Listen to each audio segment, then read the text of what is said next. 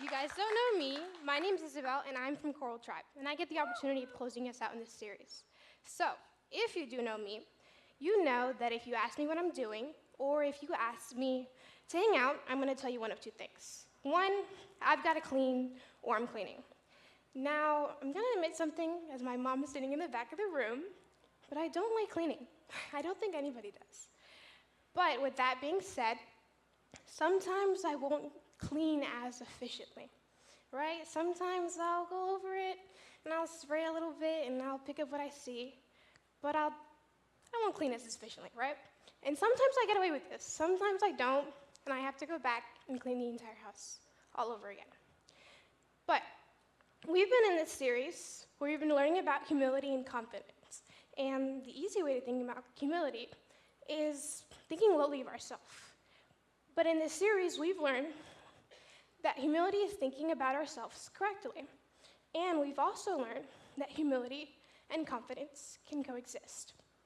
So, if you were here for week 1, we got to see an illustration that Pastor Eric showed us. And I think it's perfect, and I want to bring it back. So in this first circle, it represents everything that we're proud of or passionate about.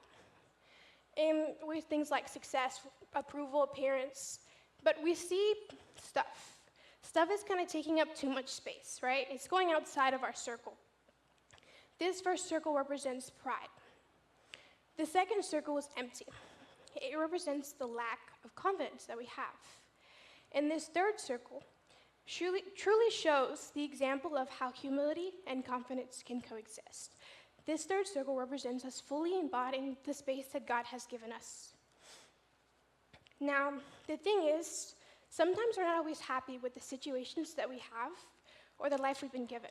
So sometimes we're going to feel overwhelmed, and we're going to feel like a lot of people are expecting a lot from us. And sometimes that looks like maybe your parents are fighting at home, and you have to step into a more parental role for your siblings. Or maybe it's the opposite. Maybe we're wanting more space to grow. But not everybody can see the potential that we have, right? So this can all be really frustrating at times. Or maybe it's none of those. Maybe we're just frightful, and we're tempted not to show up at all. And we don't really see ourselves the way that God sees us. And with that in mind, if we want our circumstances to change, is that so bad? The answer is no. It's okay to ask God for more, and it's okay to ask God for less, because we have permission to grow. We have permission to let go of things that are causing us stress and that we feel like are taking up too much of the space that God hasn't truly asked us to take. Now, the thing I love most about the Bible is it's kind of like a cheat sheet. It kind of tells us a lot of things that we go through life of. So, fortunately for us, in the Bible, we have this man named Paul. And if you don't know Paul, we talk about him here a lot at Wellspring. He wrote a lot of what we call the New Testament. But in particularly, he writes to the book of Philippi. He says, don't be selfish. Don't try to impress others. Be humble, thinking of others as better than yourself. Don't look out only for your own interests, but take an interest in others too. He got straight to the point. Don't be about getting what you want. Don't be more than who you are. Don't play the comparison game. And don't exist only to impress others. Take a bow and be humble. But I want to take a closer look at that last part of the verse. It says, don't look out only for your own interests, but take an interest in others too. Paul is not saying that we shouldn't care about our interests, or we should only look out or only see others' interests, But he's implying that true humility is learning when we can balance the both of them, and we can go back from our own interests and the interests of others. We have a perfect example of this, actually, further on in the chapter. He says, you must have the same attitude that Jesus Christ had. Though he was God, he did not think of equality with God as something to cling to. Jesus walked on water. He healed people. He had every single power to say, I am the Son of God. But he humbled himself, and he didn't take that for advantage. We have an even more perfect example in Matthew 4, in the beginning of Jesus' ministry. The devil is telling him in the wilderness while he's fasting these 40 days and 40 nights, he says, throw yourself from this cliff. And it is written that God will send down his angels and protect you. And though this was written, and though at that exact moment God could have proven that he was the Son of God, he took a step back and he decided to be humble. Matthew wrote about this again towards the end of Jesus' ministry. Jesus was in the garden called Gethsemane. He wrote, he took Peter and Zebedee's two sons, James and John, and he became anguished with distress. He told them, my soul is crushing with grief to the point of death. Those are powerful words. Stay here and keep watch with me. He went on further, bowed his head with his face to the ground and prayed, my Father, if it is possible, let this cup be taken from me. Yet I want your will be done, not mine. Wow. If we read a little further on in this chapter, we learn that Jesus didn't just pray this prayer one time. He says this prayer 3 separate times. He says, my Father, take this cup from me. My Father, because he knows what's going to happen. He knows he's going to get crucified. He knows he's going to be tried for things he doesn't deserve. He knows he was going to experience a very painful death on the cross. But in that same breath, in that same exact breath, he seems to reconcile with why he's here. And in that same breath, he shows us and truly embodies how it is to be fully God and fully human. Jesus shows us an example of how to live our own life. Jesus shows us just how to do that.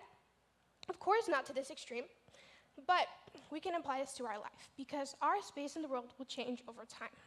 So we have permission to let go of the things in the space that God hasn't called us to take care of. And we also have permission to grow into the women and men that God has called us to be. So how does this look for us in today's world? How do we apply this to our life now? The first one is, don't force your way to grow. It can be very tempting to want more sooner, but it's in the moment that we're in right now that God has placed us in that we need to control, right? Because it's in this moment where we can be the sons and daughters that we're called to be. We can be a really good classmate, and we can learn to serve those around us. That's what God calls us to be. The second one is give growing time. Because in the moments of waiting, we can have seasons of doubt, and we may lack trust in God sometimes. But it's in the moments of waiting where we can have the opportunity to truly learn what it means to be obedient and have purpose and trust in the waiting. It's kind of like this plant, right? This plant, we all know what a plant needs, right? I can't hear y'all. Water, right? What else does it need? Sunlight. And there's one other. All right, that was pretty good. But the most important thing that it needs is time, right? Because we can water it, we can give it carbon dioxide, and we can also give it sunlight, put it in the sunlight for an hour. But this plant, it won't become a tree tomorrow, will it?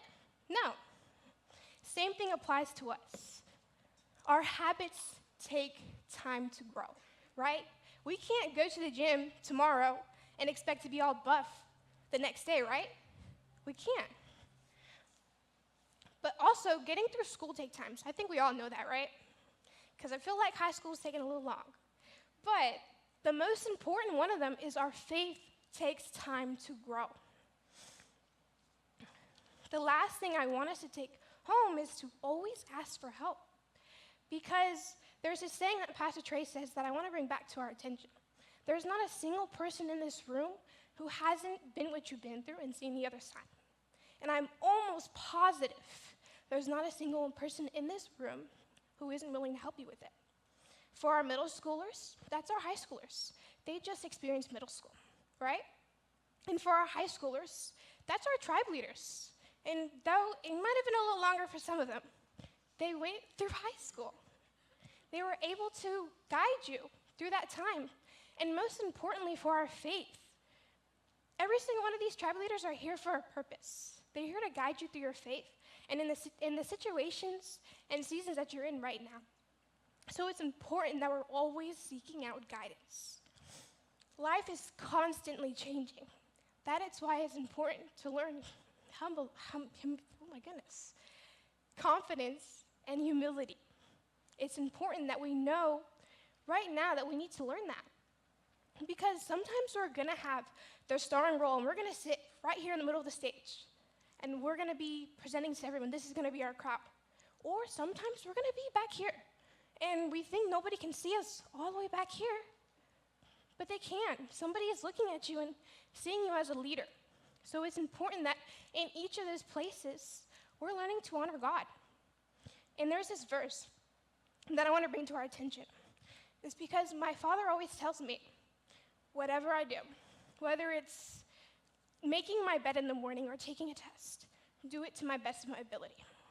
He says this because in 1 Corinthians 10:51, it says, whenever you eat or drink, or whatever you do it to glorify God. This silly example of eating and drinking, we all do it every day, right? Right?